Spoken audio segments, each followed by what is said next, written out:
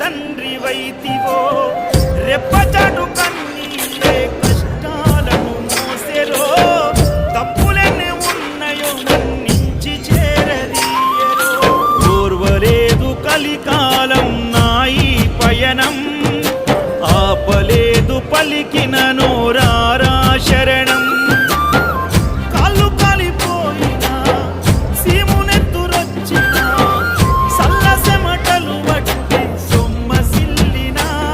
కనిపిస్తే చాలు ఆ కలిని మరిచి